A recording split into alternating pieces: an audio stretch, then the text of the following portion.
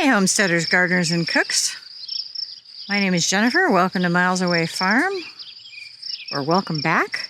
This is part 2 of my May garden tour. And I'm actually shooting this a couple of days later than part 1 because I shot part 2 on the same day. And it turned out it was just windy enough, and I have a new camera, and I'm not terribly familiar with it.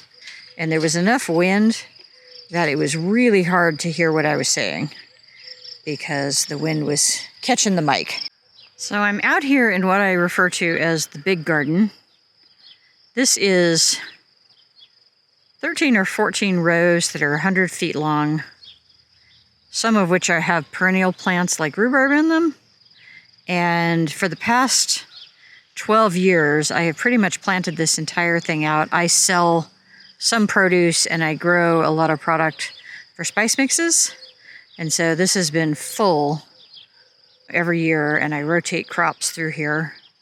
But this year I'm scaling way back, and so the rows that I'm actually planting this year are only the ones in the middle. And so we have 1, 2, 3, 4, 5, 6 that are going to be in. I'm going to do a row of corn. I've got tomatoes and peppers. I've got a row of potatoes. There's going to be a row of beans.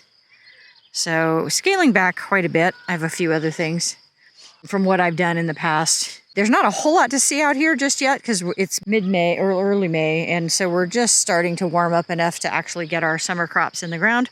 This row, which my husband graciously spread chicken compost onto today, and I'm going to till this in. This is going to be the tomatoes, tomatillos, and also peppers. And so those are all going to go into this row.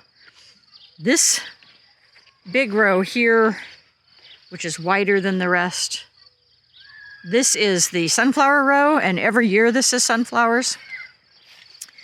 And I have tilled this and replanted it with sunflowers. Usually there's enough sunflowers in here that they come up by themselves and I don't really need to replant. But wild sunflowers over time will just revert to an all yellow kind of wild sunflower look, even though you started with stuff that was more cultivated.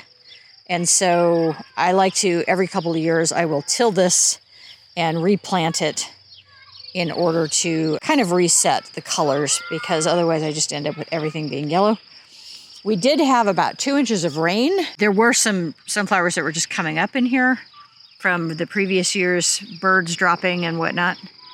So I tilled those guys under, and now I have replanted, and I'm starting to get, you can see there's one here, there's one there, there's one there. So they're starting to come up out here, which is pretty exciting.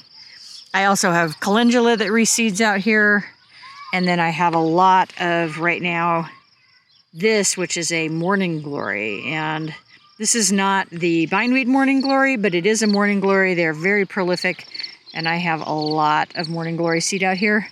Let me show you this other section. I'm going to really need to probably rake some of these in so that I don't have quite so many, because this end, I like to let the morning glories spiral up the sunflowers, but look at all the morning glory seeds, you guys.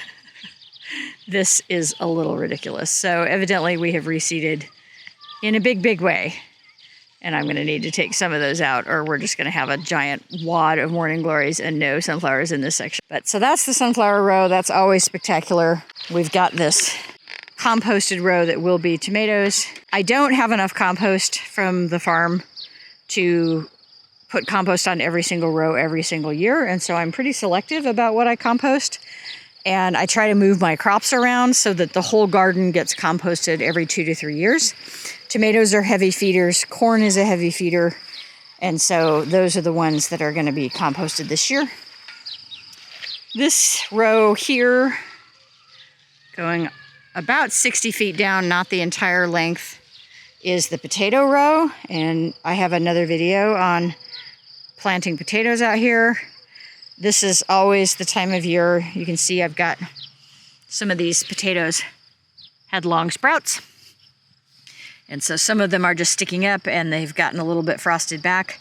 But you can also see, can you see the weed seeds coming up in here? So I need to get in here with a stirrup hoe and just knock the weeds back that are in here. And also I have a lot of banked leaves from last year that are still underneath that tarp over there. And so we will probably mulch with leaves in order to try to knock some of that back. The other things that are just fun out here right now, this little section right here from this part of this row to the end of this row, it looks super weedy, but the reality is this is actually where I had cilantro last year. And so I have a lot of reseeded cilantro that has come up in here and is already starting to go to seed, which is unfortunate. But if you've ever wondered why it is so hard to grow cilantro in August when your tomatoes are ripe, this is why. Cilantro is a cool season crop, and it will come up in March in my garden.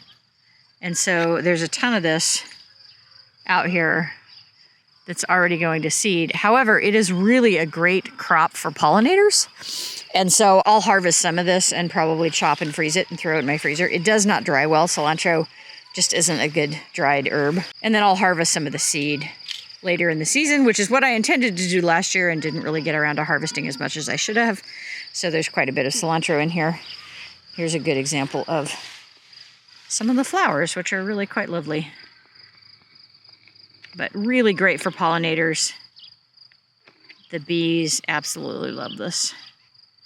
And so it's not hurting a thing to be out here blooming. Other kind of interesting early season stuff out here. Most of this has just been tilled and it hasn't been planted. This row, you guys may remember if you watched any of my garden tours from the previous year, this row is the row that has my rhubarb in it.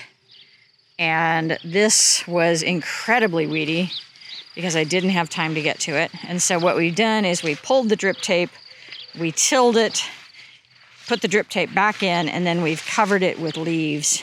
And so basically we're just trying to mulch out the weeds that are in that ground because I know the weed bank is high.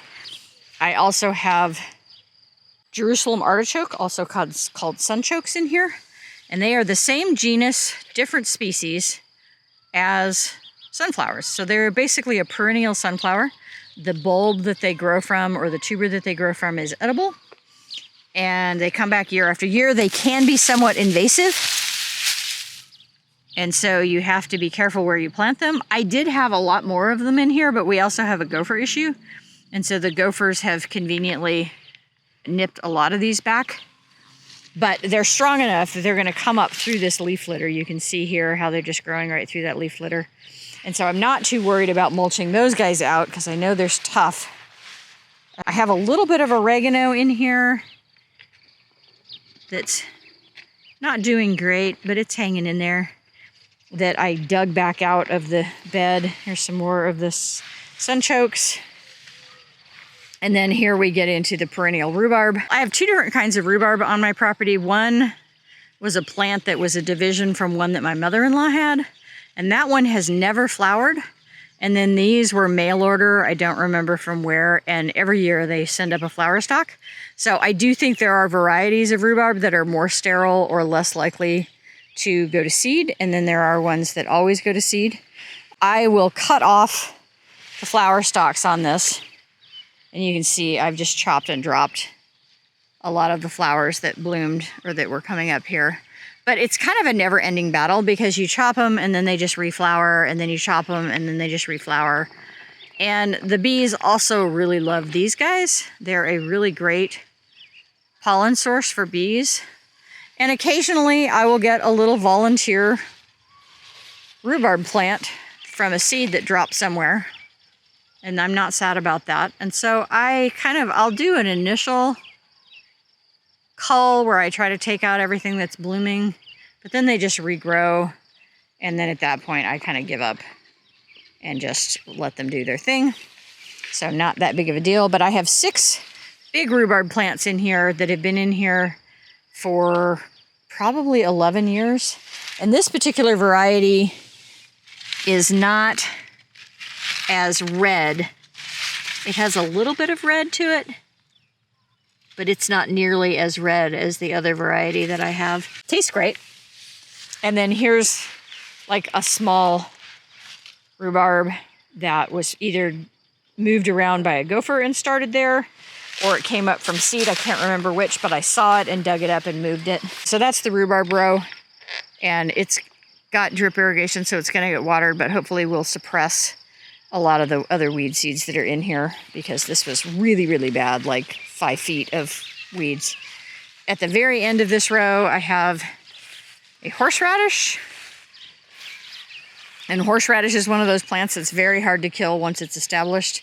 And so occasionally I'll get new little nubs of this coming up where the gophers have moved it. But this has been in the ground for quite a few years here. And then I have a little bit of Egyptian walking onions where that flag is. And I'm not sad if those go away, and I'm fine if they survive. So we'll see what happens. The rest of this chunk on this side of the rhubarb row, there's 1, 2, 3, I think there's 4 additional rows here. This was garlic last year and sorghum, and then I put in a cover crop of vetch and some other things. A lot of the other things winter killed, but some of the vetch has overwintered. And you can see, this is what it looks like when it blooms. Vetch is a legume, so it's a type of pea or bean, and if you till it in, it's going to give you a lot of nitrogen in the soil, because they're able to fix nitrogen from the air, which is a magical thing that beans and peas can do that other plants can't. And then the other thing I have a ton of out here is poppies. And so I had poppies that I planted in between the garlic rows last year, and they have reseeded like gangbusters. And so there are poppies all through here, and I'm just, before I reset this whole thing and put in another cover crop and till it under and mow it and all of that, I want to let these poppies bloom because they're going to be so pretty. And so I have just, it's very weedy right now. There's a lot of grass, but this is a big giant chunk of poppy, and they're going to be so gorgeous when they bloom that I just didn't have the heart to mow them down.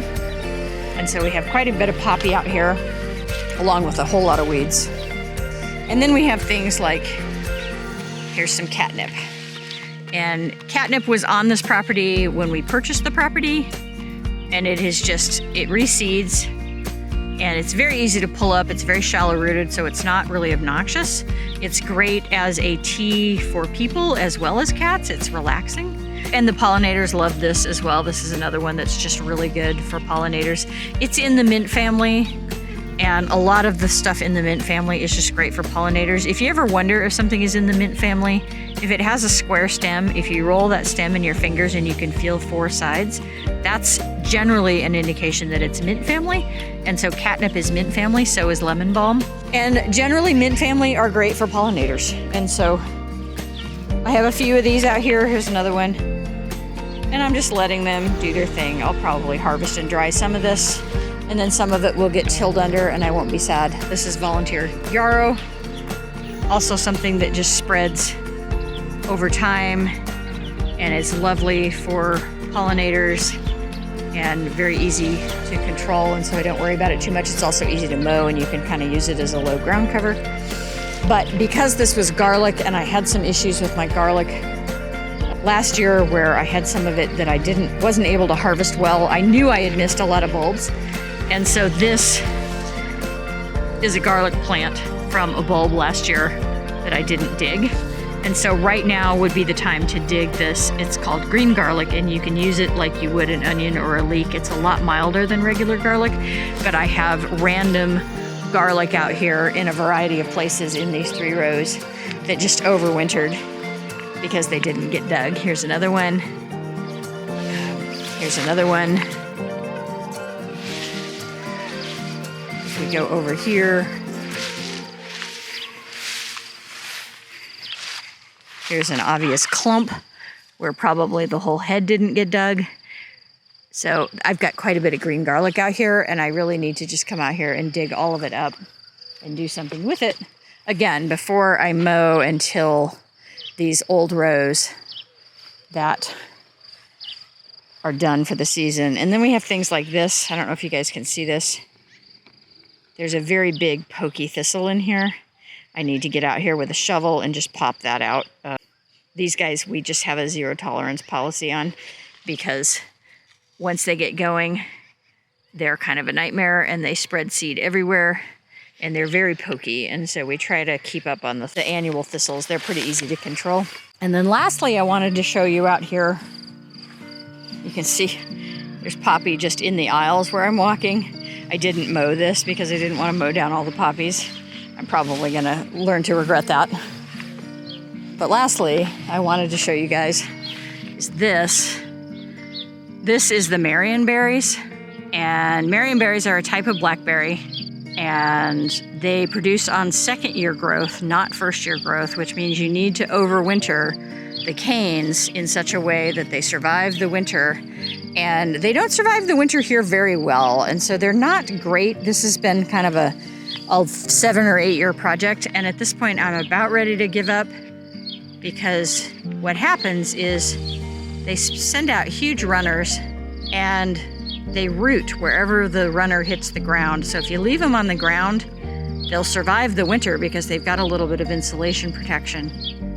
But then they root and you have a million little baby blackberries everywhere that you don't want.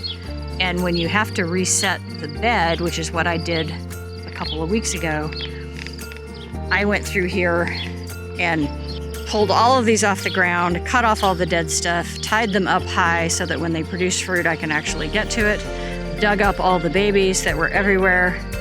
And I don't think they make a glove that is strong enough to actually adequately protect your hands when you're doing work with these kind of plants. They are so incredibly thorny. And I never get a great crop. I get a mediocre crop every year. But we're just too cold. Our climate is too cold for these. Ideally, what I would be doing is first year growth would be going on this low wire, and then second year growth would be going on this high wire. And so the high wire would have the fruiting canes, and then I would cut that out and move the first year growth to the second year growth wire. And so I would kind of have this rotation going. But if I do that, it's too cold and it just kills the vines. And so if I don't leave them on the ground, they die. And resetting all of this every year is just kind of a nightmare. And so I think I'm going to plant something else in here that is less of a pain to grow. So I'll probably just put more raspberries in here. But because I did bother to reset this, I am going to let this fruit this year before I take these plants out. And so we're going to let this flower and have some fruit, and we'll harvest that, and then we'll dig them out and start over with something else in here. So that's the update on the Maran Berries. And then just for fun, in this corner, this is a sycamore tree that I planted from a seed. So that's really fun. I got them when they were really fresh. They had just dropped from the plant, and I threw some in pots and I had some germination.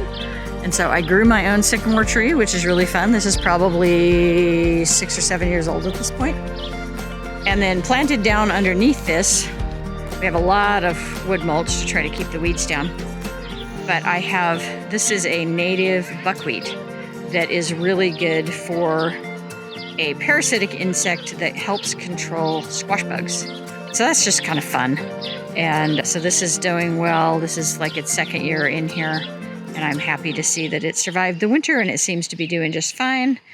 And then some of those other natives that I showed you in the first video, so that showy daisy that is also native to Washington State, I'm going to plant that out here as well. This does get a little bit of water. We have a sprinkler and an irrigation system, and so this does get sprayed, but it's pretty light. It's not super heavy. And so most of what we're growing out here is fairly drought tolerant.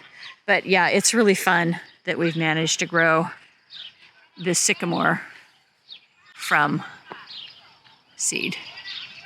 So that's the big garden right now. Not a whole lot going on, but lots of plans, lots of things going into the ground. Tomorrow we're going to plant out tomatoes and peppers and tomatillos, and then the rest of it will go in a week or two. So we've got lots of plans for things out here for direct seeding, and I'll bring you along for all of that. And then, of course, the coveted tomato and pepper crop is always my favorite part. And then I am going to do another row of sorghum. I have a whole video on growing sorghum to make sorghum syrup, and we will do one more row of that this year as well.